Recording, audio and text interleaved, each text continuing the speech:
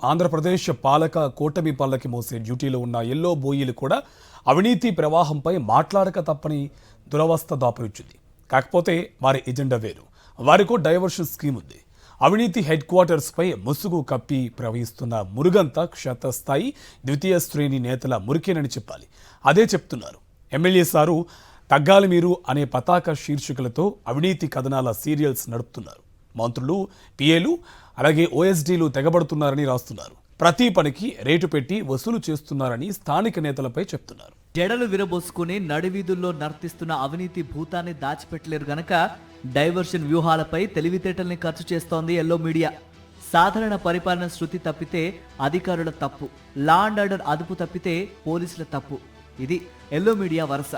అదునులోగా రైతుకు అందవలసిన యూరియా ఎరువును కూడా అవినీతి భూతం పరపరా నమిలేస్తూ ఉంటే గద్దె మీద ఉన్న పెద్దలకు ఏ పాపము తెలియదని ఎల్లో బోయిలు నమ్మబలుకుతున్నారు.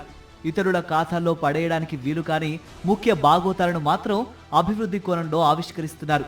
ప్రజారోగ్యాన్ని ప్రైవేటు వ్యాపారుల చేతుల్లో పెట్టడంలో అవినీతి లేదట, అభివృద్ధికి అదే అర్థమట. జగన్మోహన్ రెడ్డి ముఖ్యమంత్రిగా ఉండగా ప్రభుత్వ రంగంలో 17 మెడికల్ కాలేజీలకు అనుమతులు తెచ్చి భూసేకరణ చేసి నిర్మాణాలు ప్రారంభించారు. ఆయన హయాంలోనే 5 కాలేజీలు ప్రారంభమయ్యాయి. ఎన్నికలు ముగిసిన వెంటనే పాడేరు కాలేజీ కూడా ప్రారంభమైంది. దాంతోపాటు అనుమతులు వచ్చిన పులివెందుల కాలేజీకి మాత్రం బాబు అడ్డు చక్రం వేశారు.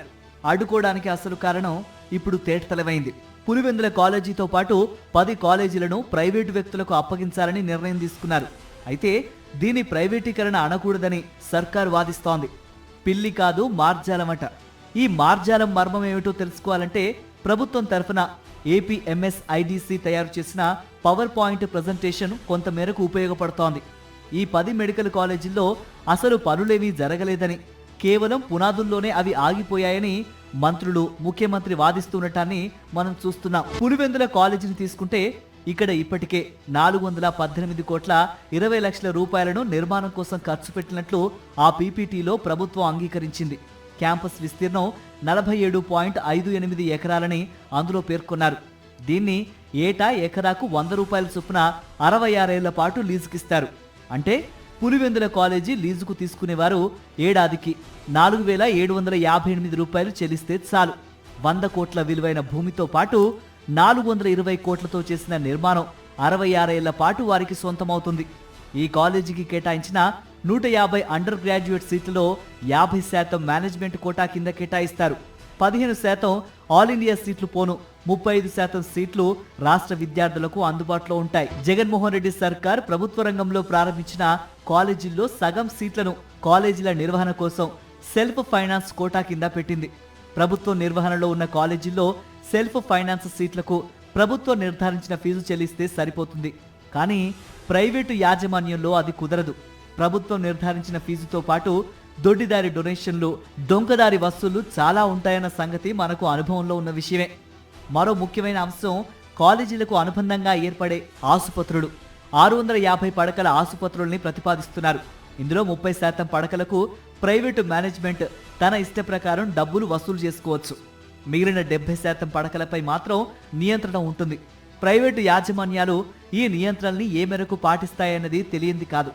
లక్షలాది మంది పేద మధ్యతరగతుల ప్రజలను ఉన్నత స్థాయి ఉచిత వైద్యానికి దూరం చేస్తూ, వేలాది మంది విద్యార్థులు వారి తల్లిదండ్రుల డాక్టర్ చదువు కలలను భగ్నం చేస్తూ చంద్రబాబు ప్రభుత్వం ఈ ప్రైవేటీకరణ నిర్ణయాన్ని తీసుకుంది. ప్రభుత్వ ఆధ్వర్యంలో కాలేజీలు, ఆసుపత్రుల నిర్వహణ బాగుండదని, ప్రైవేటు యాజమాన్యం అయితే సమర్థంగా ఉంటుందనే ఒక డొల్ల వాదనని కూడా ఈ ప్రభుత్వం ముందుకు తెస్తోంది. ప్రైవేటు మెడికల్ కాలేజీల నిర్వహణ తీరుపై ఇప్పటికే మనకు పలు అనుభవాలున్నాయి. ఉన్నతాధికారులు తనిఖీలకు వచ్చినప్పుడు దినసరి కూలీలని పేషెంట్ల రూపంలో పడుకోబెట్టడం, అద్దెకు తెచ్చిన వారికి డాక్టర్ల వేషాలు వేసి చూపించడం మీడియాలో చాలాసార్లు రిపోర్ట్ అయింది.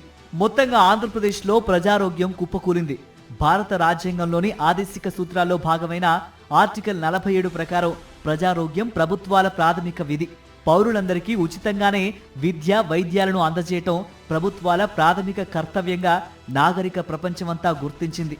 కానీ మనం మాత్రం విద్య, వైద్యాలను కొనుక్కోవాలనే అనాగరిక వ్యవస్థలోకి, రాజ్యాంగ విరుద్ధ పాలనలోకి జారిపోవటం మన అజ్ఞానమా, అమాయకత్వమా? ప్రశ్నించుకోవాలి.